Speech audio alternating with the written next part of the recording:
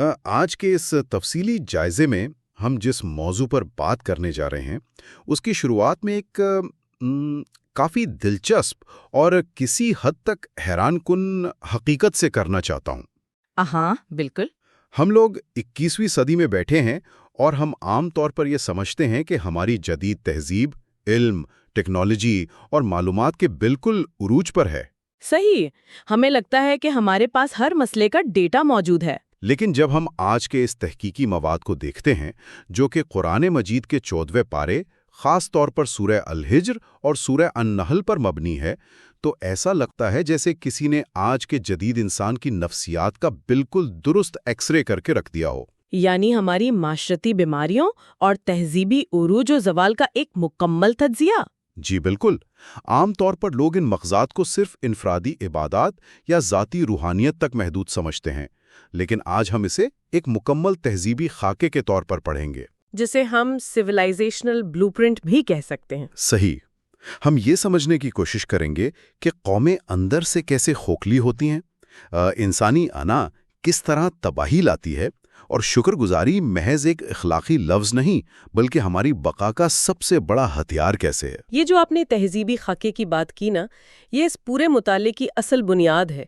जब हम इन आयात का बगौर तज्जिया करते हैं तो ये बात खुलकर सामने आती है कि ये मकसदात हमें महज तारीखी किस्से नहीं सुना रहे। हाँ, बल्कि ये इंसानी रवैयों के वो मुस्तकिल पैटर्न्स बता रहे हैं जो कभी नहीं बदलते। बिल्कुल। तारीख के मुख्तलिफ अदवार में टेक्नोलॉजी बदल गई, लिबास बदल गए, शहरों के नक्शे बदल गए, लेकिन इंसान के अंदर की जो कश्मकश है, उसकी अना और उसके खौफ का निज़ाम, जी, वो आज भी बिल्कुल वही है जो हजारों साल पहले था।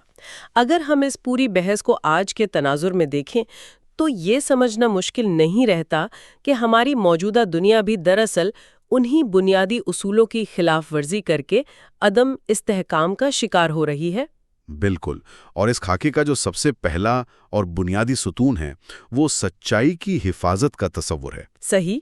सूरह अल-हिज्र की आयत 9 इस हवाले से एक इंतहाई ताकतवर ऐलान करती है कि इस कलाम को अल्लाह ने खुद नाजिल किया है और वो खुद इसकी हिफाजत करने वाला है।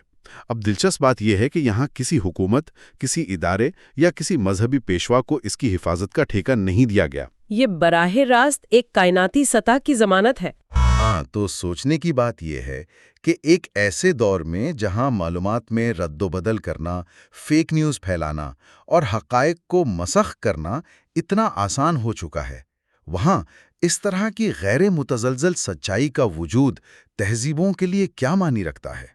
इसका सीधा सा मतलब ये निकलता है कि जब किसी तहजीब के पास एक ऐसा माखज़ मौजूद हो जिसे कोई ताकतवर से ताकतवर हुक्मरान भी तब्दील न कर सके, तो उस तहजीब के पास हमेशा एक रीसेट बटन मौजूद रहता है। एक मुस्तकिल बुनियाद जो हिले ना। जी, अगर हम इंसानी तारीख का मुताला करें तो हमें नजर आता है कि जब भी किसी सल्तनत ने इस सच्चाई को दबाने या मिटाने की कोशिश की तो वो खुद तारीख के सफ़ात से गायब हो गई।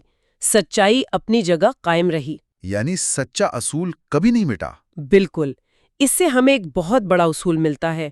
सच्चाई को हमारी हिफाजत की ज़रूरत नहीं है, बल्कि हमें सच्चाई की हिफाजत में आने की ज़रूरत है।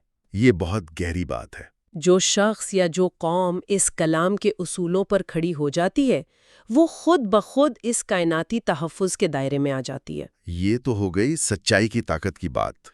लेकिन जब हम इस सच्चाई के सामने इंसान का रद्द अमल देखते हैं तो यहाँ से एक बहुत बड़ी नफ्सियाती उलझन शुरू होती है। हाँ, इनकार की नफ्सियात। जी, इसी सूरह अल-हिज्र की आयत 11 से 15 के दरमियान एक अजीबो-गरीब इंसानी रवैये का जिक्र है। लोग कहते थे कि अगर तुम सच्चे हो तो हमारे सामने फरिश्ते क्यों नहीं उतरते? और कमाल ये है कि माखज़ बताता है कि अगर आसमान के दरवाजे खोल भी दिए जाते और ये दिन दहाड़े इसमें चढ़ते हुए अपनी आंखों से सब कुछ देख भी लेते, तब भी ये यही कहते कि हमारी आंखों पर जादू कर दिया गया है। यानी सबूत सामने होने के बावजूद इनकार। बिल्कुल। ये इनकार की कौन सी साइकोलॉजी है जो आंखों देखी हकीकत को भी मानने से इनकार कर देती है? یہ بڑا زبردست نقطہ ہے۔ دیکھیں، ہم عموماً یہ فرض کر لیتے ہیں کہ انسان اس لیے حق کو جھٹلاتا ہے کیونکہ اس کے پاس معلومات کی کمی ہوتی ہے یا اسے صحیح ثبوت نہیں ملے ہوتے۔ صحیح۔ لیکن یہ آیات واضح کر رہی ہیں کہ انکار کا اصل تعلق دلائل کی کمی سے نہیں بلکہ انسان کی اپنی عاجزی کی کمی سے ہوتا ہے۔ اسے ہم روحانی تکبر کہہ سکتے ہیں۔ روحانی تکبر، بالکل۔ آج کے دور کی مثال لے لیجئے، ہمارے پاس آج کے انسان کی جیب میں ایک ایسی ڈیوائس ہے جس میں پوری دنیا کی لائبریریز کا علم موجود ہے۔ ہم کائنات کی وسعتوں کو دیکھ رہے ہیں، ڈی این اے کی ساخت کو سمجھ چکے ہیں۔ معلومات کا ایک سیلاب ہے ہمارے پاس۔ لیکن کیا اس سب کے باوجود انسان حق کے سامنے جھکنے کے لیے تیار ہے؟ نہیں، کیونکہ جب تک دل کے اندر تسلیم کرنے کا مادہ نہ ہو تو بڑے سے بڑا سائنسی اور عقلی ثبوت بھی بے معنی ہو جاتا ہے۔ انسان پھر ثبوتوں میں کیڑے نکالنے لگتا ہے تاکہ اسے اپنی زندگی کا طرز عمل نہ بدلنا پڑے۔ صحیح کہا۔ اور یہ بات ہمیں اس پوری بحث کے سب سے حساس حصے کی طرف لے جاتی ہے، یعنی تکبر اور انا۔ جب ہم روحانی تکبر کی بات کرتے ہیں تو تاریخ کا وہ پہلا گناہ سامنے آتا ہے جس کا ذکر اسی سورہ میں تفصیل سے موجود ہے۔ ابلیس کا قصہ۔ جی ہاں، ہم سب نے ابلیس کا قصہ سن رکھا ہے، لیکن جو چیز یہاں واقعی توجہ طلب ہے وہ یہ ہے کہ پہلا گناہ نہ تو کوئی چوری تھی، نہ قتل، اور نہ ہی خدا کے وجود کا انکار۔ ابلیس تو خدا سے براہ راست کلام کر رہا تھا۔ بالکل، اس کا زوال صرف ایک جملے پر ہوا، میں اس سے بہتر ہوں، میں آگ سے بنا ہوں اور یہ مٹی سے۔ اگر ہم آج کی مساکباتی دنیا کو دیکھیں جہاں ہر چیز کی بنیاد ہی دوسروں سے بہتر نظر آنے پر ہے، تو کیا ہم بھی اسی نفسیاتی بیماری کا شکار نہیں ہو رہے؟ بلا شبہ ہم اسی راز پیتر ہیں۔ ابلیس کا جو زوال تھا وہ دراصل موازنہ اور انا کے ایک انتہائی مہلک امتزاج کا نتیجہ تھا۔ یعنی کمپیریزن اور ایگو۔ جی، اس نے اللہ کے حکم کو اپنی منطق پر پرکھا اور خود کو برتر سمجھا۔ اگر آپ آج کے معاشرتی ڈھانچے کا، ہمارے کارپوریٹ کلچر کا یا ہمارے سوشل میڈیا کے رویوں کا جائزہ لیں تو وہ سب اسی فارمولا پر چل رہے ہیں۔ نسل پرستی اور طبقاتی غرور کی بنیاد بھی تو یہی ہے نا؟ یہی سوچ کہ میری نسل، میرا قبیلہ یا میرا پس منظر دوسروں سے برتر ہے۔ جب کسی معاشرے یا ادارے کے اندر یہ انا جڑ پکڑ لیتی ہے کہ وہ قانون، احتساب یا اخلاقیات سے بالاتر ہے تو اس کے اندرونی زوال کا عمل شروع ہو جاتا ہے۔ یعنی یہ کوئی پرانی کہانی نہیں ہے؟ نہیں، یہ وہ اندرونی وائرس ہے جو آج بھی تہذیبوں کو اندر سے کھا رہا ہے۔ اور جب یہ وائرس معاشرے میں پھیلتا ہے تو اس کا نتیجہ کیا نکلتا ہے؟ اس حوالے سے آیت 44 میں جہنم کے 7 دروازوں کا ذکر کیا گیا ہے۔ بظاہر یہ ایک سخت اور ڈرا دینے والی بات لگتی ہے، لیکن اگر ہم اسے ایک وسیع تر سماجی فلسفے کے طور پر دیکھیں تو کیا یہ دراصل ایک منظم انصاف کا تصور نہیں ہے؟ آپ نے بالکل درست نشاندہی کی۔ یہ محض خوف زدہ کرنے کے لیے نہیں ہے، بلکہ یہ واضح کرتا ہے کہ کائنات کا نظام اندھا نہیں ہے۔ کیونکہ جس معاشرے میں برے اعمال کے انجام کا تصور ختم ہو جائے وہاں تو پھر جنگل کا قانون آ جائے گا۔ بالکل۔ جہنم کے 7 دروازوں کا مطلب یہ ہے کہ ہر جرم کی، ہر تکبر کی اور ہر بغاوت کی ایک خاص سطح ہے اور اس کا ایک متعین انجام ہے۔ جدید دور کا ایک بہت بڑا المیہ یہ ہے کہ ہم نے آزادی کے نام پر احتساب اور انجام کے تصور کو لوگوں کے ذہنوں سے دھندلا دیا ہے۔ صحیح۔ جب انسان یہ سمجھتا ہے کہ اس کے اعمال کا کوئی نتیجہ نہیں نکلے گا یا وہ اپنے اثر و رسوخ سے بچ نکلے گا تو وہ اخلاقی حدیں توڑ دیتا ہے۔ اسلام اس معاملے میں انسان کو ایک بہترین توازن میں رکھتا ہے۔ ایک طرف رحمت کی امید اور دوسری طرف منظم انصاف کا خوف، جو اسے معاشرے میں ظلم کرنے سے باز رکھتا ہے۔ اور اس اخلاقی توازن کو برقرار رکھنے کے لیے ظاہر ہے ایک تسلسل درکار ہوتا ہے۔ اسی لیے سورہ الحجر کے آخر میں آیت 99 میں کہا گیا ہے کہ اپنے رب کی عبادت کرتے رہو یہاں تک کہ تمہیں یقین یعنی موت آ جائے۔ یہ ایک بہت ہی عملی اصول ہے۔ یعنی اخلاقیات یا بندگی کے راستے پر چلنے سے کوئی ریٹائرمنٹ نہیں ہوتی۔ ایسا نہیں ہے کہ آپ نے چند سال بہت اچھے کام کر لیے تو اب آپ کو کوئی استثناء مل گیا ہے۔ صحیح کہا۔ اور اگر ہم اسے قیادت کی سطح پر دیکھیں تو یہ بتاتا ہے کہ مستقل مزاجی کے بغیر کوئی بھی بڑی تبدیلی نہیں لائی جا سکتی۔ محض وقتی جوش یا کسی جذباتی مہم سے معاشرہ نہیں بدلتے، اس کے لیے زندگی بھر کا کمٹمنٹ درکار ہوتا ہے۔ اور یہ مستقل مزاجی ہی دراصل انسان کو اس قابل بناتی ہے کہ وہ ان نعمتوں کا صحیح استعمال کر سکے جو اسے عطا کی گئی ہیں۔ اور یہیں سے ہمارے اس جائزے کا رخ سورہ النحل کی طرف مڑتا ہے۔ سورہ النحل، جسے شکر گزاری کی سورہ بھی کہا جاتا ہے۔ بالکل، اگر ہم اسے ایک لفظ میں بیان کرنا چاہیں تو وہ لفظ شکر گزاری ہی ہے۔ اس سورہ میں قدم قدم پر کائنات کی نشانیوں کا ذکر ہے۔ بارش کا نظام، سمندر، ستارے، پہاڑ، مویشی، یہ سب گنوا کر انسان کو یاد دلایا گیا ہے کہ یہ سب کچھ اس کے لیے مسخر کیا گیا ہے۔ لیکن اس کا مقصد صرف مادی فائدہ اٹھانا نہیں ہے، بلکہ اس کے ذریعے ایک روحانی کیفیت تک پہنچنا ہے جسے ہم شکر کہتے ہیں۔ شکر گزاری کی جب بات آتی ہے تو عموماً لوگ اسے محض ایک اچھی عادت یا تہذیب کا حصہ سمجھتے ہیں کہ کسی نے کچھ دیا اور آپ نے شکریہ ادا کر دیا۔ لیکن اس سورہ کی آیت 112 ایک بالکل ہی مختلف منظرنامہ پیش کرتی ہے۔ وہ ایک محفوظ بستی والی مثال؟ جی، اس میں ایک ایسی بستی کی مثال دی گئی ہے جو ہر لحاظ سے محفوظ تھی۔ وہاں امن تھا، چاروں طرف سے وفار رزق آ رہا تھا اور لوگ خوشحال تھے۔ پھر انہوں نے ناشکری شروع کی، اور اس کا نتیجہ کیا نکلا؟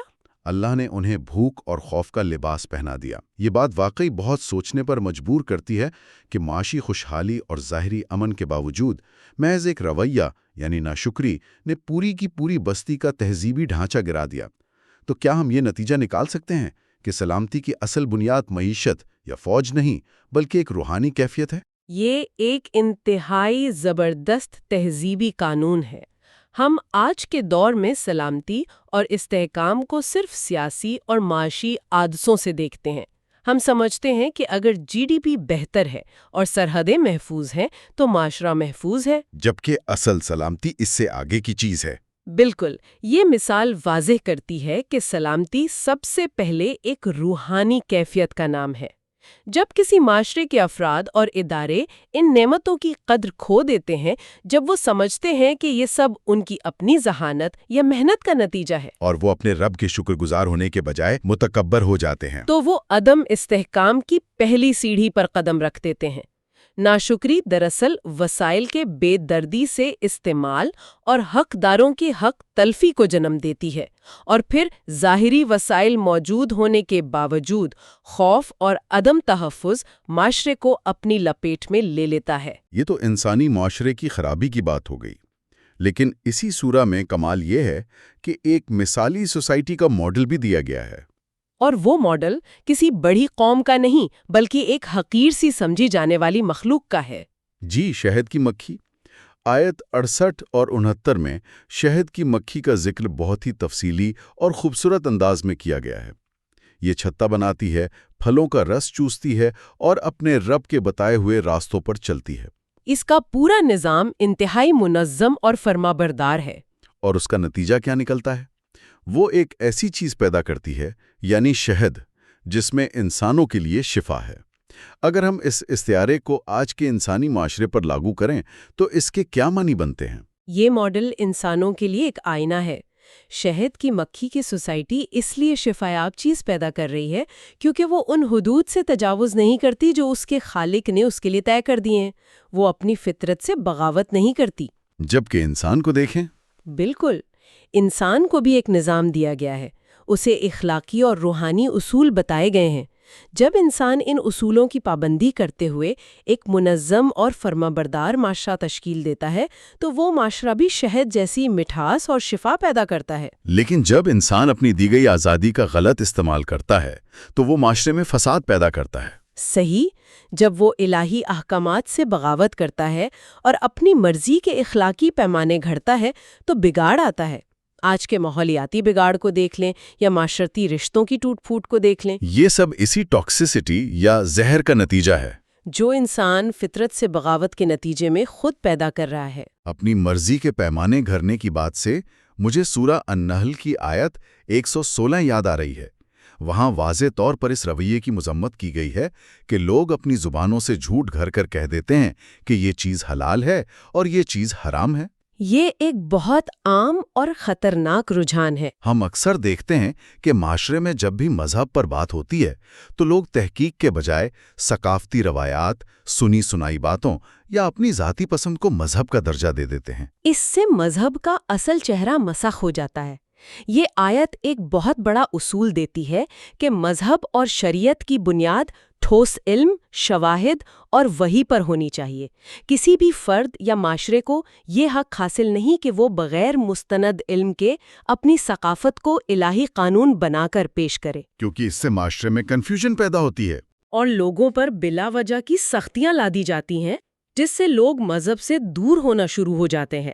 علم کے بغیر دی گئی کوئی بھی رائے بالآخر بگاڑ کا ہی سبب بنتی ہے۔ تو پھر سوال یہ پیدا ہوتا ہے کہ صحیح علم کو اور حق کی بات کو دوسروں تک پہنچانے کا اصل طریقہ کار کیا ہونا چاہیے؟ آج کل کے ڈیجیٹل دور میں جب بھی کوئی بحث ہوتی ہے تو وہ فوراً لڑائی میں بدل جاتی ہے، ہر شخص دوسرے پر چیخ رہا ہے۔ بالکل۔ اس حوالے سے آیت 125 جو دعوت کا خاکہ پیش کرتی ہے وہ میرے نزدیک ایک ماسٹر پیس ہے۔ اس میں 3 واضح درجے بتائے گئے ہیں: حکمت، بہترین نصیحت اور احسان طریقے سے بحث۔ اس میں کہیں بھی غصے، طنز یا زبردستی کا عنصر نہیں ہے۔ اور یہی وہ فکر توازن ہے جس کی آج ہمیں سب سے زیادہ ضرورت ہے۔ دعوت کا مقصد یہ نہیں ہوتا کہ آپ نے کسی کو نیچا دکھانا ہے یا اپنے علم کا رعب جھاڑنا ہے۔ اصل مقصد تو سامنے والے کے دل میں سچائی اتارنا ہوتا ہے۔ صحیح۔ جب آپ جارحانت کا مظاہرہ کرتے ہیں تو سامنے والے کی انا متحرک ہو جاتی ہے اور وہ دفاعی پوزیشن میں آ جاتا ہے۔ پھر آپ کی دلیل کتنی ہی مضبوط کیوں نہ ہو، وہ اسے قبول نہیں کرے گا۔ حکمت کا مطلب ہے موقع کی مناسبت سے بات کرنا، اور بہترین نصیحت کا مطلب ہے کہ بات میں ہمدردی ہو۔ اگر بحث ناگزیر ہو جائے تو اس کا معیار ایسا ہو کہ سننے والا آپ کے اخلاق سے متاثر ہو۔ آپ کا مقصد بحث جیتنا نہیں بلکہ کسی کی سوچ کا زاویہ بدلنا ہونا چاہیے۔ یہ بات بہت گہری ہے کہ مقصد بحث جیتنا نہیں بلکہ سوچ بدلنا ہے، اور اس راستے میں انسان اکثر خود کو اکیلا محسوس کرتا ہے۔ جب حق بات پر کھڑا ہونا پڑے اور معاشرہ مخالف سمت جا رہا ہو تو قدم ڈگمگانے لگتے ہیں۔ ایسے مقام پر حضرت ابراہیم کی مثال بہت ہمت دیتی ہے۔ بالکل۔ اسی سورہ کے آخر میں آیت 120 میں اللہ تعالیٰ نے حضرت ابراہیم کو تنہا ایک امت قرار دیا ہے۔ ہم تو سمجھتے ہیں کہ امت کا مطلب کروڑوں لوگوں کا ہجوم ہوتا ہے، لیکن ایک اکیلے شخص کو پوری قوم کا درجہ دے دیا گیا۔ یہ کیسے ممکن ہے؟ یہ تصور انسان کے روایتی سوچنے کے انداز کو چیلنج کرتا ہے۔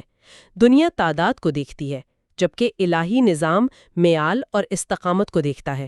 یعنی کوالٹی اوور کوانٹٹی؟ جی، حضرت ابراہیم کی مثال بتاتی ہے کہ ایک تنہا فرد اگر وہ سچائی پر پوری یکسوئی، شکر گزاری اور فرمانبرداری کے ساتھ کھڑا ہو جائے تو اس کا وزن پوری قوم سے زیادہ ہو سکتا ہے۔ اس میں ہر اس شخص کے لیے ایک زبردست عملی سبق ہے جو حق پر چلنا چاہتا ہے۔ انسان کو اس بات سے ہرگز ہچکچاہٹ محسوس نہیں کرنی چاہیے کہ وہ اقلیت میں ہے یا اکیلا ہے۔ اگر آپ کی سمت درست ہے تو ہجوم کی عدم موجودگی آپ کی سچائی کو کمزور نہیں کر سکتی۔ تاریخ ہمیشہ ان اکیلے افراد نے بنائی ہے جنہوں نے اپنے نظریات پر سمجھوتا نہیں کیا، نہ کہ ان ہجوموں نے جو بغیر سوچے سمجھے لہروں کے ساتھ بہہ جاتے ہیں۔ بہت خوبصورت بات۔ تو اگر ہم اپنی اس پوری تفصیلی گفتگو کو ایک لڑی میں پروئیں تو قوموں کے عروج و زوال کا ایک مکمل سائیکل ہمارے سامنے آتا ہے، اور وہ سائیکل واضح ہے۔ سب سے پہلے ایک معاشرے کے پاس سچائی اور ہدایت آتی ہے، پھر انسان کی اندرونی انا وہ ابلیسی سوچ کے میں بہتر ہوں سر اٹھاتی ہے، وہ سچائی کو تسلیم کرنے سے گریز کرتا ہے۔ اس کے باوجود اسے دنیا کی نعمتیں ملتی ہیں، لیکن عاجزی نہ ہونے کی وجہ سے وہ شکر گزاری کا راستہ چھوڑ دیتا ہے۔ جب شکر ختم ہوتا ہے تو معاشرہ اندر سے کھوکھلا ہونے لگتا ہے، رشتے ٹوٹتے ہیں، ظلم بڑھتا ہے اور بالآخر تہذیب کا پورا ڈھانچہ زمین بوس ہو جاتا ہے۔ اور اس مہلاک سائیکل سے بچنے کا واحد راستہ وہی ہے جو ہم نے ڈسکس کیا: عاجزی کے ساتھ سچائی کو قبول کرنا، شہد کی مکھی کی طرح اصولوں کی پیروی کر کے شفا پیدا کرنا، اور ہر حال میں اپنے رب کا شکر ادا کرنا۔ شکر گزاری وہ دفاعی قلعہ ہے جو نعمتوں کو محفوظ رکھتا ہے اور معاشرتی استحکام کو یقینی بناتا ہے۔ اگر اس کے ساتھ حکمت والی دعوت اور حضرت ابراہیم جیسی استقامت مل جائے تو ایک زوال پذیر معاشرہ دوبارہ عروج کا سفر شروع کر سکتا ہے۔ یہ واقعی آنکھیں کھول دینے والا جائزہ تھا۔ آج ہم نے سمجھا کہ سچائی کبھی مٹتی نہیں، بلکہ وہ مٹنے والے ہوتے ہیں جو اس سے ٹکراتے ہیں۔ انسان کی انا اس کا سب سے بڑا دشمن ہے۔ احتساب کا تصور معاشرے جوری رکھتا ہے۔ شکر گزاری محض رسم نہیں بلکہ تہذیبی بقا کا قانون ہے، اور ایک سچا فرد پوری تاریخ کا دھارا بدل سکتا ہے۔ بالکل۔ لیکن اس ساری بحث کے بعد ایک سوال ذہن میں ابھرتا ہے۔ ہم سب خود کو پڑھے لکھے اور جدید دنیا کا حصہ مانتے ہیں۔ ہاں، اور ہمیں لگتا ہے ہم بہت آگے نکل رہے ہیں۔ تو اگر شکر گزاری کسی بھی محفوظ تہذیب کی بنیاد ہے اور تکبر اس کی تباہی کا یقینی سبب، تو ذرا اپنے ارد گرد دیکھیے۔ ہماری آج کی اس انتہائی تیز رفتار ٹیکنالوجی پر مبنی زندگی میں ثقافتی تکبر کی وہ کون سی ایسی خاموش اور پوشیدہ شکلیں ہیں جو ہمارے معاشرتی ڈھانچے کو اندر ہی اندر کھوکھلا کر رہی ہیں؟ صحیح، جو دیمک کی طرح چاٹ رہی ہیں، اور المیہ یہ ہے کہ ہمیں اس کا احساس تک نہیں۔ اس پر ضرور غور کیجیے گا۔ آج کے اس تفصیلی جائزے میں اتنا ہی۔